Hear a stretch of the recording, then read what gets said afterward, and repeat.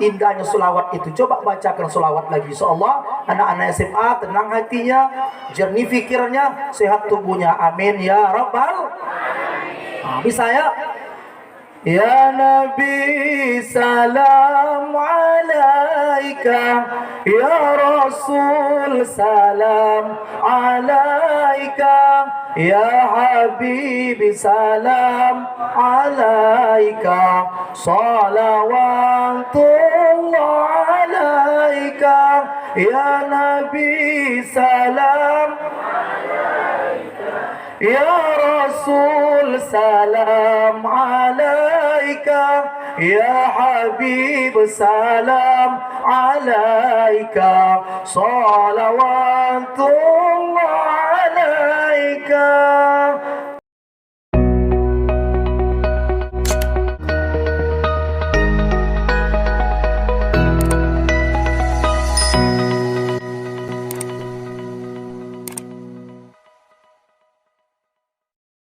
Begitulah dulu mama kita sambil mengayunkan.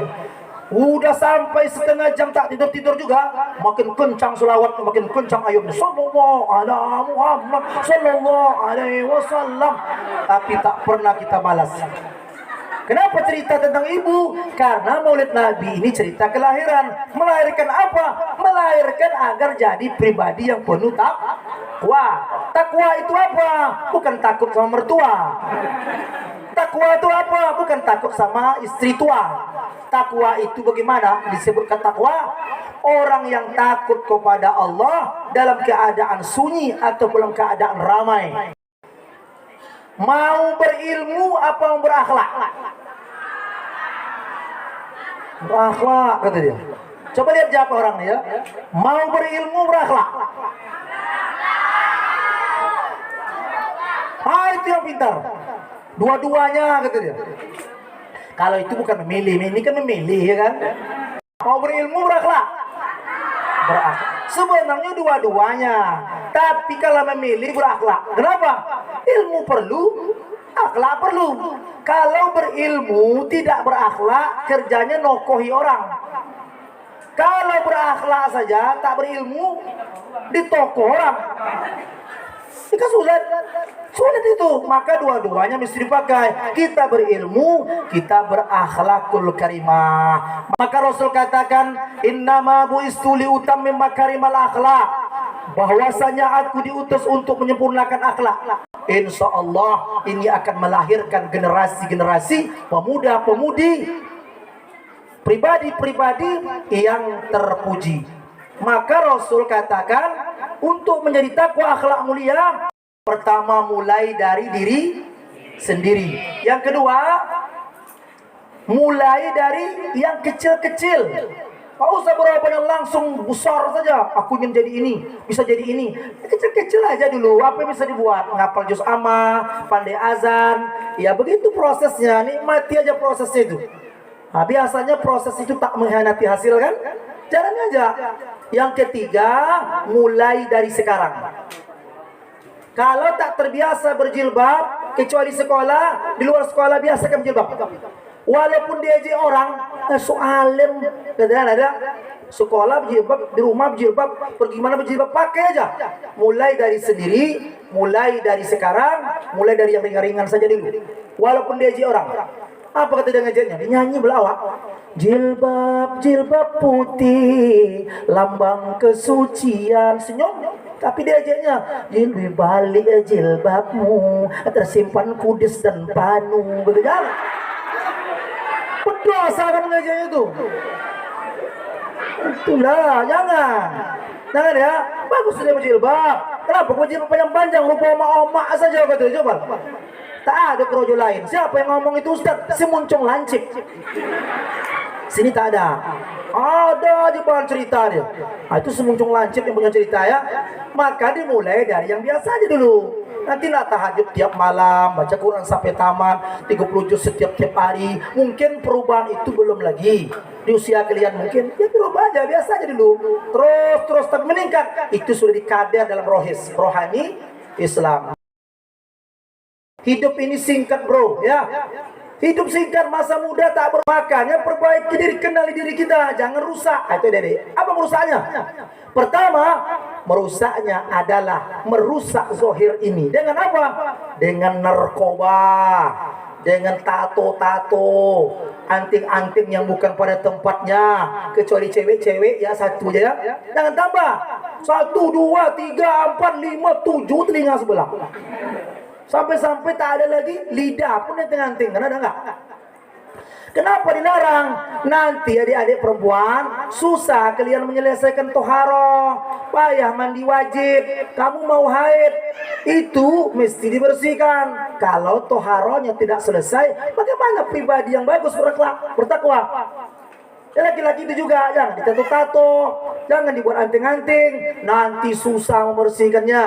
Nanti tak belajar tohara, membersihkan diri. Sementara dalam ajaran Islam, tohara itulah target pertama belajar. Nanti kita mati, tohara juga. Mulai dari mandi, sepasang suami istri yang menikah, hanya ibu-ibu yang guru tahu. Bersama suami istri, dia mandi. Lahir anak nanti, mandi lagi, namanya wiladah. 40 hari kemudian atau 60, nah nipas adik-adik ya, yang perempuan harus belajar itu nipas, mandi juga lagi.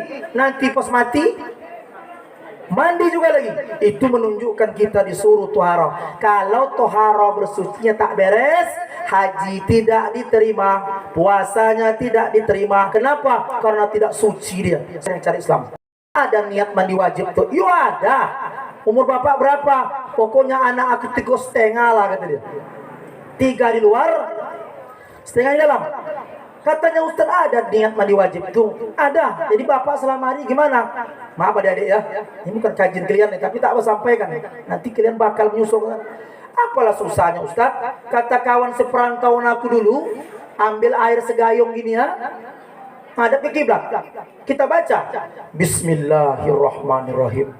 Nuk jabar nuk, merpati terbang tinggi. Sengaja aku mandi junub karena begitu malam tadi siram. Mana ada doa itu? Nuk jabar nuk, merpati terbang tinggi pula.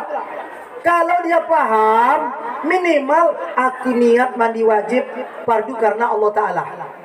Yang perempuan bisa nuk jabar nuk, bukan begitu. Nuk jabar nuk, merpati terbang tinggi. Sengaja aku mandi junub karena haid sudah berhenti, gitu. Bukan. Dia wajib dipelajari. Sebab itulah supaya tetap suci. Mati pun kita nanti, kita dalam keadaan bersuci. Itu ya, maka pelajari ini. Nanti tak ada berkahnya, menuntut ilmu tak berkah, setan iblis mudah dekat. Bagaimana jadi pribadi yang bagus? Mulai dari mensucikan diri sendiri. Lebih dari itu ke dalam. Apa namanya? Bersih hati. Iri, dengki, sombong, apa lagi tuh? Takabur. Walaupun ranking, walaupun juara, jangan sombong.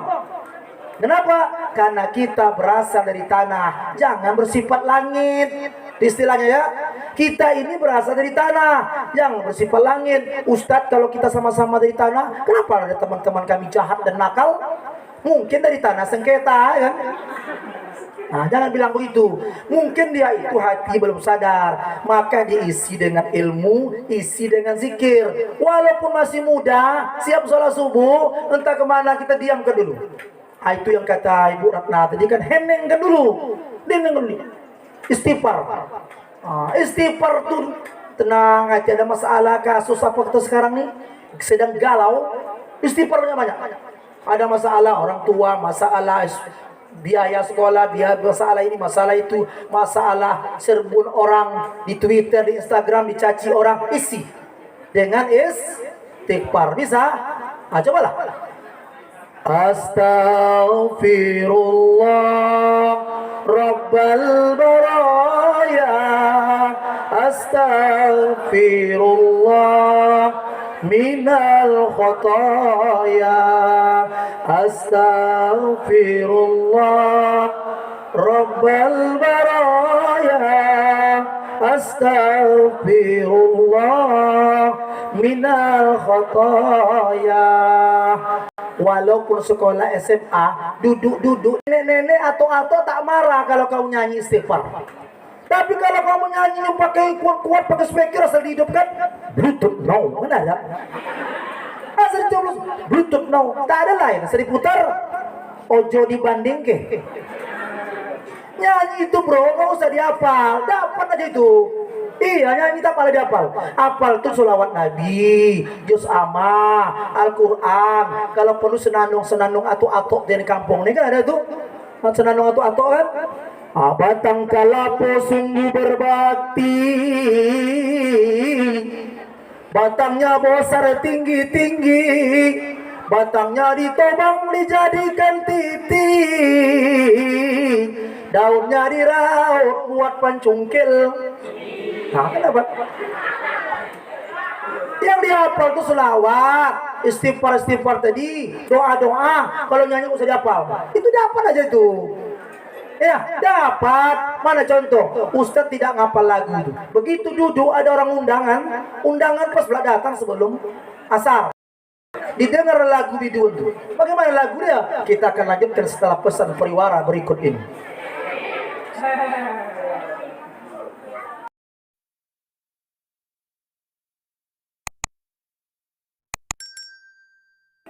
Tidak apa-apa nyanyi itu, tapi kenapa hafal?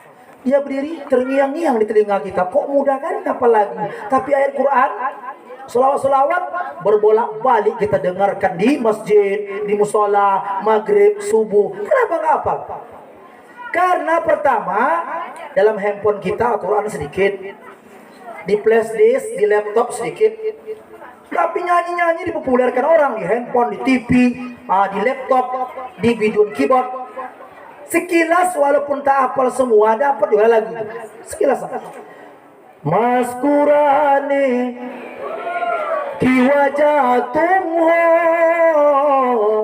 gom-gomane ki wajah tumho jaina tak bercelana. Pertanyaannya kok bisa mudah dihafal? Entah hafal artinya. Sambil mandi pun bisa nyanyi ke orang nggak?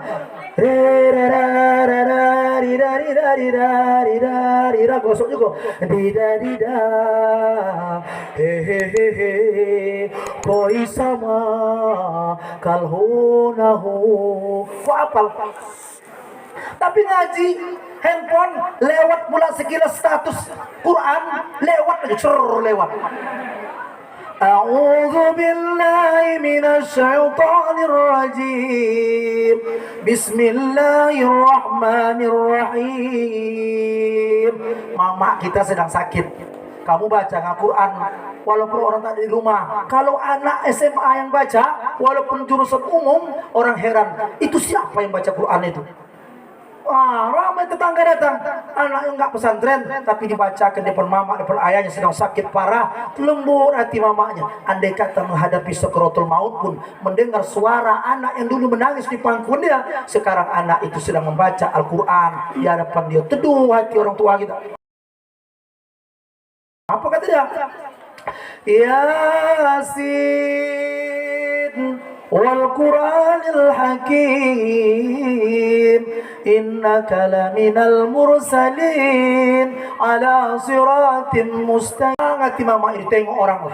Siapa yang ngaji tadi? Anaknya enggak ada, rupanya kaset. Rupanya handphone, letaknya handphone sama mamanya biar. Selesai itu fotonya mama. Foto kirimnya ke Facebook. Mama gue hampir mati bro, tolong doanya. Mana maka itu? Dibuatnya status, mama gue mau mati bro, mohon doanya. Banyak orang kasih jempol, likes, suka kan? Sudah meninggal terbelalak mata mamanya, mati. Foto lagi.